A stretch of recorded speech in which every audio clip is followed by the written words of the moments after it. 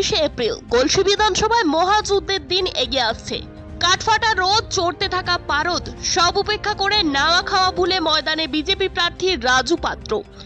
সকাল থেকে বিধানসভার এ প্রান্ত থেকে অপ্রান্ত আজ বিকেলে প্রচারে কেন্দ্রবিন্দু বুদবুদ অঞ্চল, শুকডাল আর নতুন পল্লীর ঘরে ঘরে গিয়ে সরাসরি মানুষের দরজায় প্রার্থী। ছোট বড় সবার অভাব অভিযোগ শুনলেন ধৈর্য ধরে, আশ্বাস দিলেন জয়ী হলে সমস্যার সমাধানই হবে প্রথম কাজ।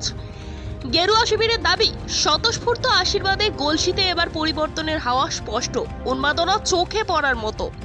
29শে এপ্রিল যত এগোচ্ছে গলসির রাজনৈতিক উত্তাপ তত বাড়ছে। বাক্সে কার ভাগ্যে জয়, অপেক্ষা আর কদিনের।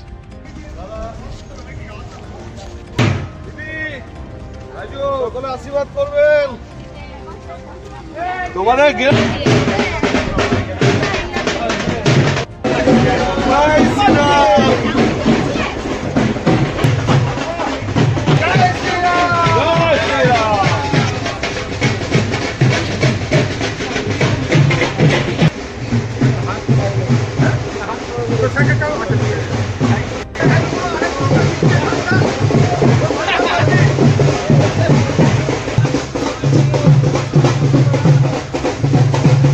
ক্যামেরা আছে, 90 ডিগ্রি অ্যাঙ্গেলে ঘোরালেই বুঝতে পারবেন।